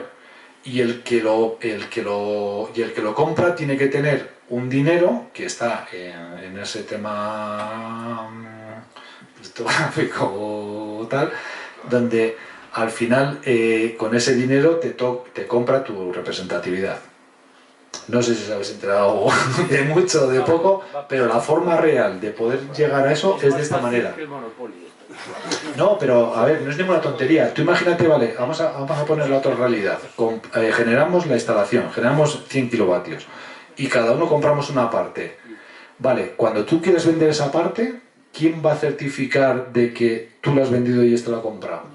Lo mandamos a un registro, al notario, ¿cómo lo certificamos? ¿Me seguís? Lo certificamos a nivel interno nuestro, donde confiamos en esa directiva y que los apuntes que haya de eso y tal y cual sean correctos, pero de repente mañana salen dos exigiendo una misma cosa. Es un Cristo. Tienes que empezar a echar para atrás, comprobar justificantes de venta del banco, de no sé cuánto, hasta llegar a una conclusión donde esto que es un kilovatio te toca a ti, no a él, que lo está exigiendo y no es cierto, te está engañando, Pues eso lo hace la blockchain sin necesidad de que haya ni notarios, ni bancos, ni nadie. Entonces es una gozada. Lo que pasa es que todavía pues, está un poco ahí la cosilla que se está utilizando, pero bueno. Entonces, cuando nosotros hagamos esto, a lo mejor ya aplicamos eso. Yo entiendo, somos dos vecinos, tenemos 2 plazas de garaje y uno ha puesto el enchufe. Un día le meto yo en su plaza... No puedes. Si es privativa, no puedes. Y eso es lo que porque el vecino no te va a dejar que... Somos los dos de la comunidad. Entonces, él la mete en mi plaza que no tengo y yo en la suya que tiene. Y al día siguiente al revés. Si llegáis a un acuerdo, podríais hacerlo. O sea, y hace falta ser los dos de la comunidad energética, ¿no? No, tú imagínate tu plaza. A ver, una cosa que tenéis que tener clara. La comunidad energética es la propietaria de todo lo que haga la comunidad energética. ¿Qué quiere decirse? Que, por ejemplo, para recibir una subvención, imaginaros el coche supuesto que podemos hacer comunitario. Vale, vale 30.000 euros lo que hay que poner. Y hay 30 miembros de la comunidad que dicen, vale, soltamos 1.000 euros cada uno y nos lo autogestionamos nosotros. Que luego también puede dar pie a que también lo pueda coger gente externa a eso a un precio más caro, evidentemente.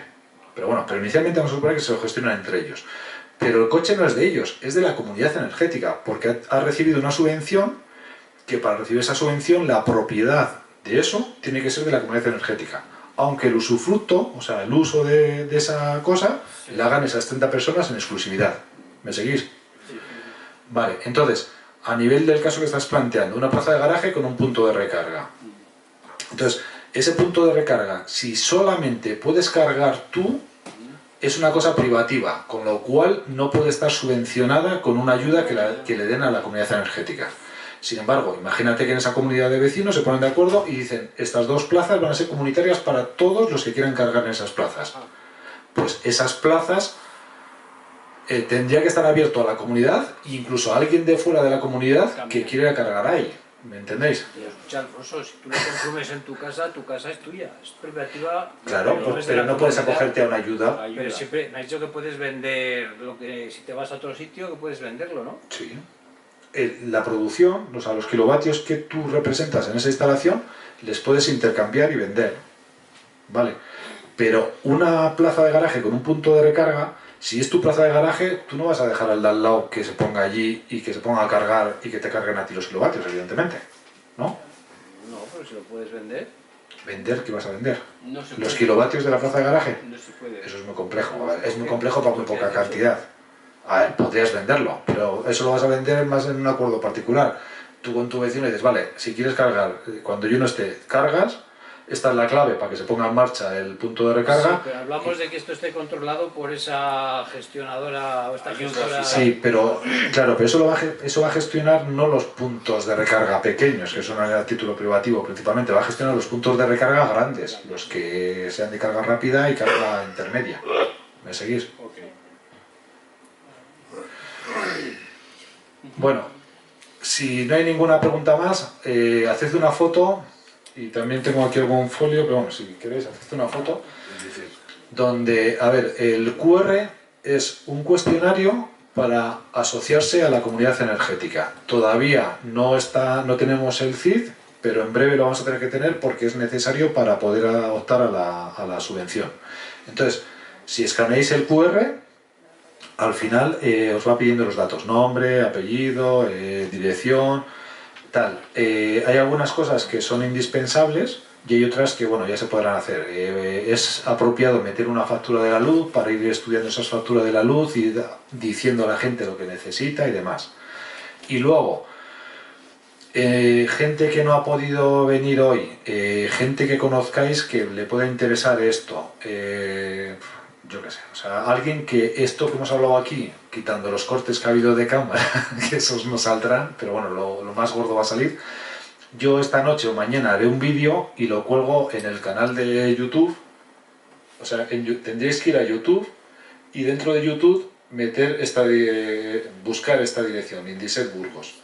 Y dentro de Indiset Burgos, el último vídeo que va a haber va a ser el de esta jornada de hoy. Entonces, bien porque queráis repasar algo que no os ha quedado claro, o bien sobre todo que lo queráis compartir, o para que otra gente al final a través del vídeo pues también crean que puede ser interesante esto, inicialmente va a ser así. Cuando tengamos ya la comunidad energética generada, tendrá que haber una página web de la comunidad, un canal de la comunidad, unas redes sociales de la comunidad y demás, pero como todavía está todo un poco que se está creando, pues de momento voy a tirar yo de mi canal para colgarlo y luego ya después, posteriormente, será todo a través de la comunidad. Y poco más. Un correo electrónico. Vale, o que se hace que la gente haga una foto ahí al Bueno, cuestionario. de todas maneras, a través de Indiset, del canal de YouTube, permite colgar...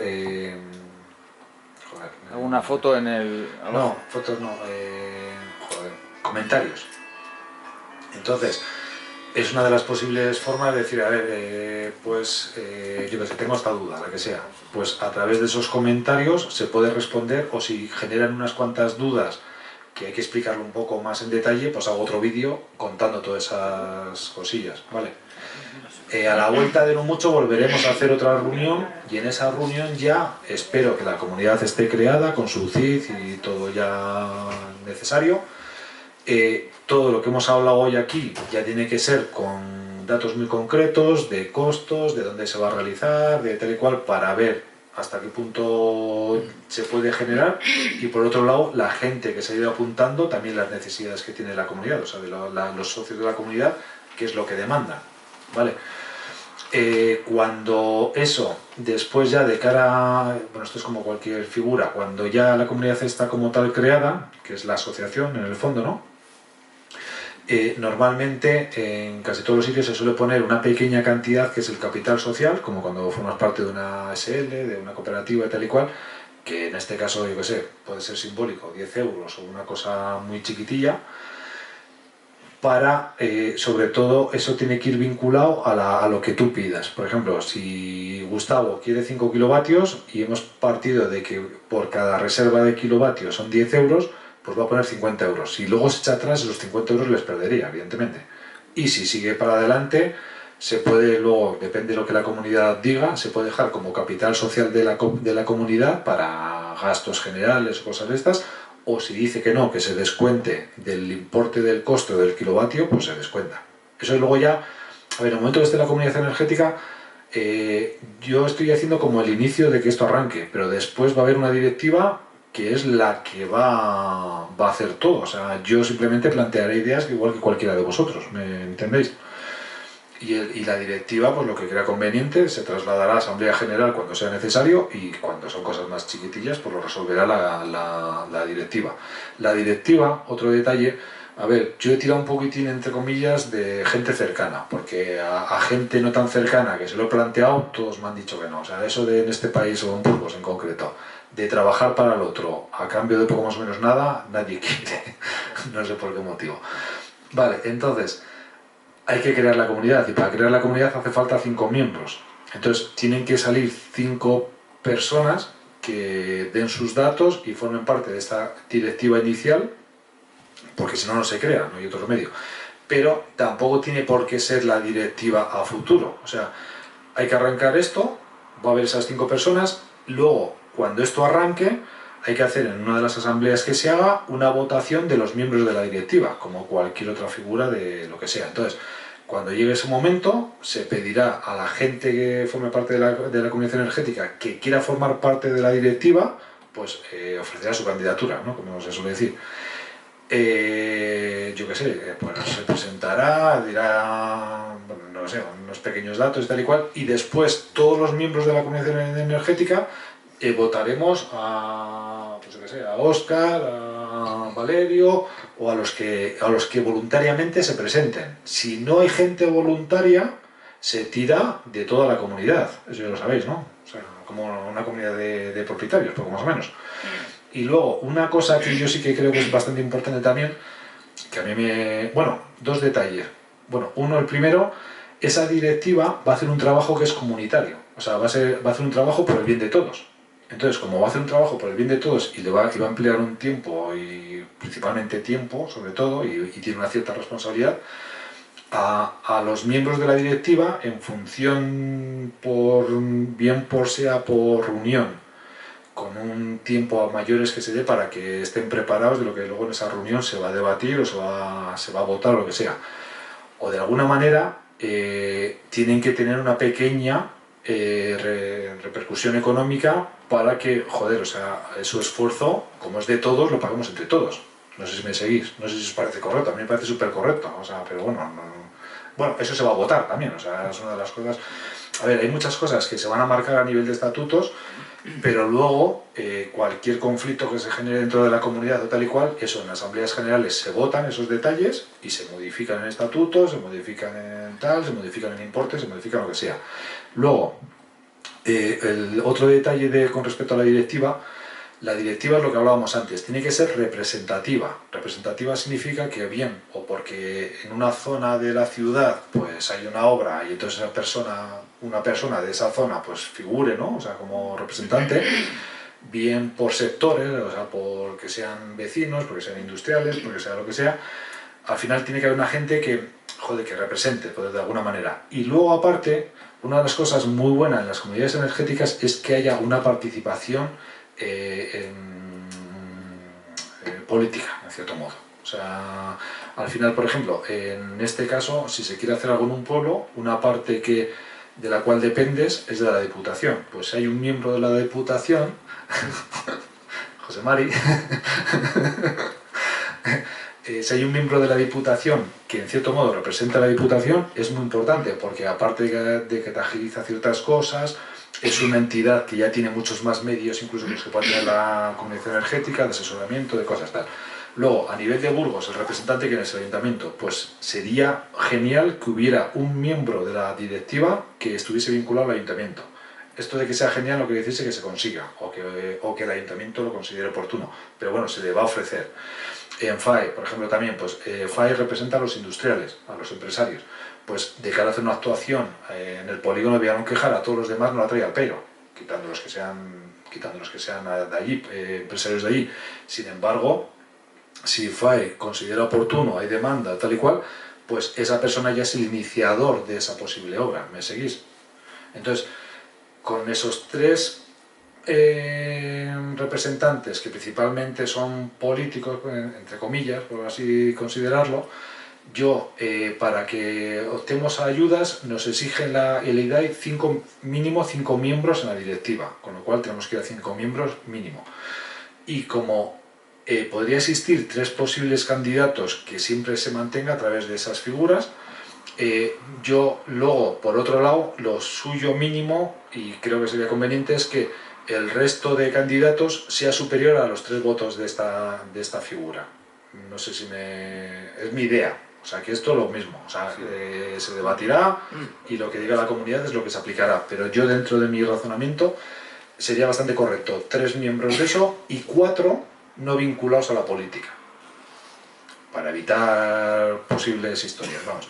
Y luego puede ser caso incluso que a lo mejor haga falta más miembros, porque yo que sé, al final hay muchas obras y cada una... Pues entonces yo, una idea, una sugerencia es máximo 9 miembros, que ya es una directiva medianamente amplia y representativa, y mínimo 5 miembros, que es lo que nos exige. ¿Vale? Eso por un lado.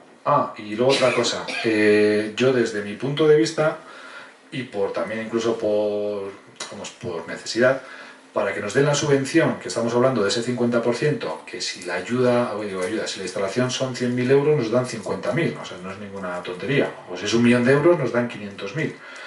Vale, entonces, una cosa que puntúa, que lo he comentado antes, es el tema de la pobreza energética. Entonces, por estatutos, para que desde de entrada ya, cuando hacen el estudio de la propuesta en el IDAE, tendríamos que marcar un porcentaje de lo que la comunidad MENE que se destine a eso.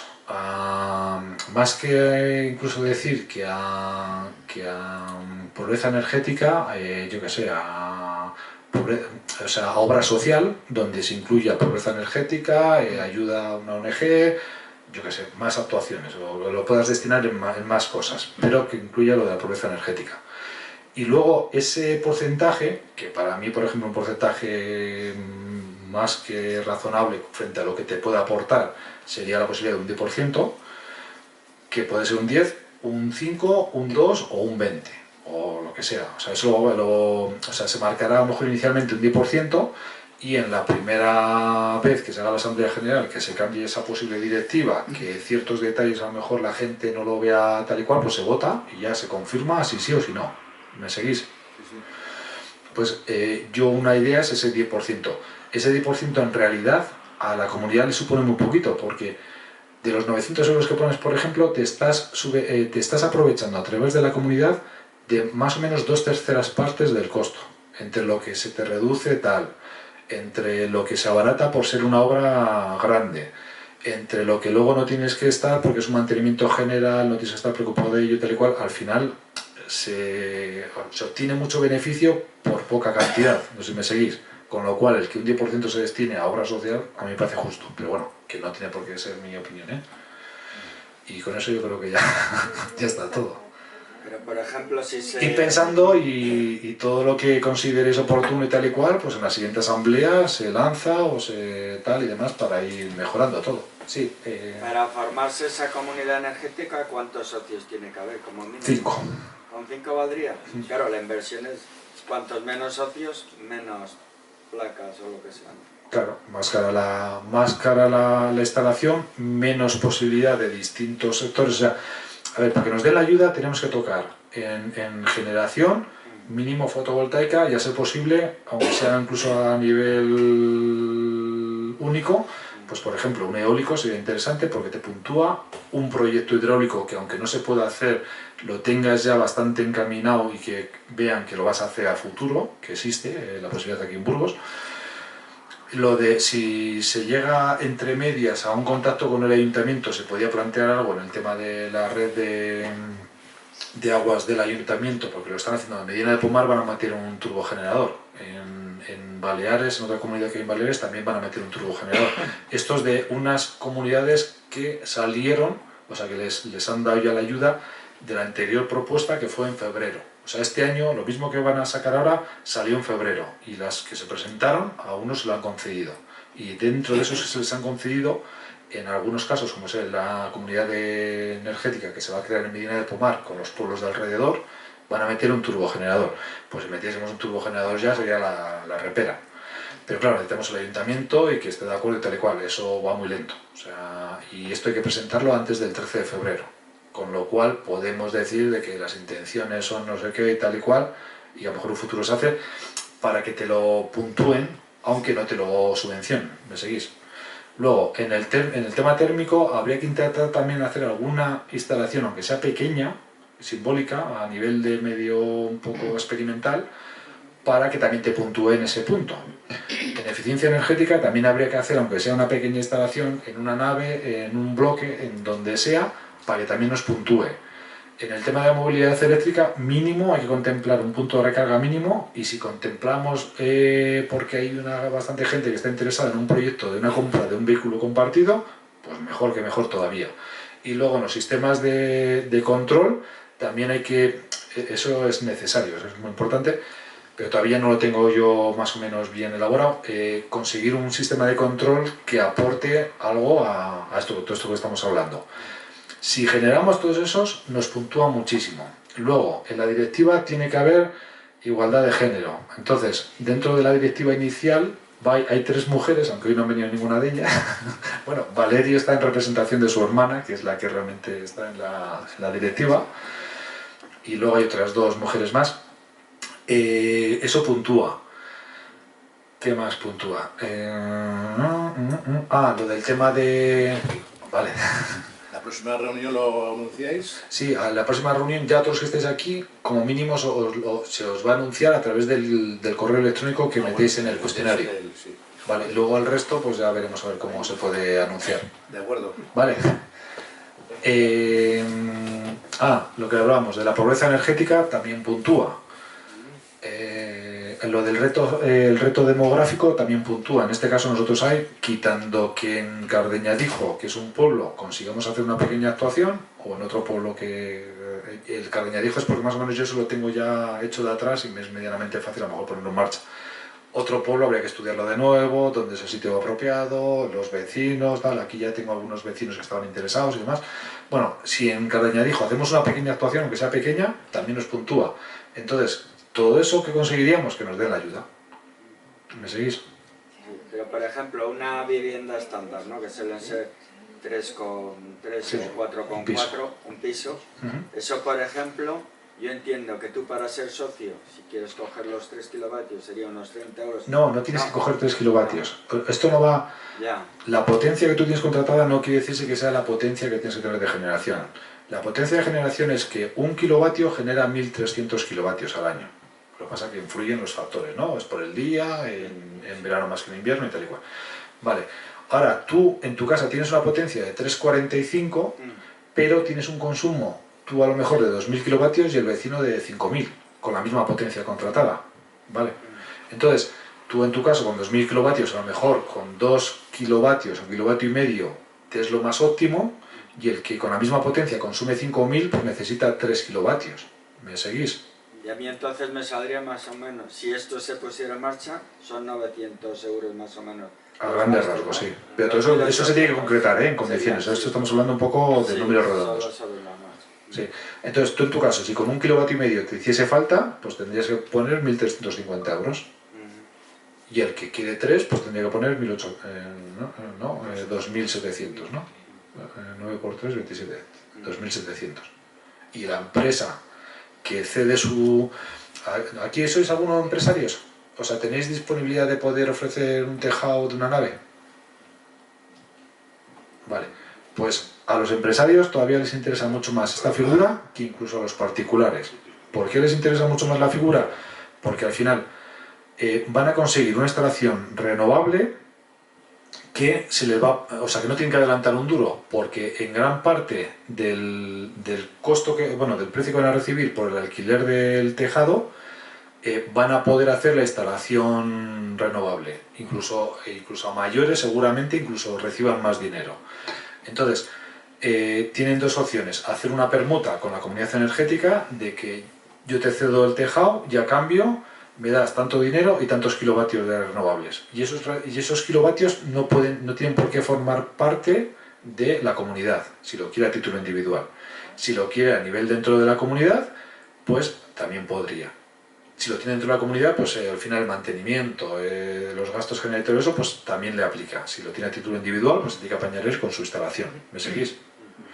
Vale, pero ¿qué ventaja tiene? Que al final, aunque incluso puedan hacer una instalación grande, por ejemplo, para que os hagáis un poco una idea de ciertos números, 1 kilovatio en una instalación pequeña de una casa, no sé qué hora es, porque a lo mejor no estamos pasando aquí 20 pueblos ya. Aquí la final. ¿Las? Que hay que ir a cenar, digo. Las 9 ya. Bueno, esto es ya lo último, ¿eh? Vale, 1 kilovatio en una instalación pequeña, en una casa, en un pueblo, que tiene su tejado y monta en torno a 3 kilovatios, que es lo más común. Aunque no aproveche tanto la energía como cuando tienes 1,5 kilovatios, porque al final 1,5 kilovatios te cuesta en proporción casi bastante más parecido a los 3 por el sobrecosto que tienen el variador, el inversor y tal y cual. Vale, entonces, pero bueno, de media, unos números. Cada kilovatio de esos 3 kilovatios para una casa en un pueblo, 1.500 euros. Cogerlo un poco como norma.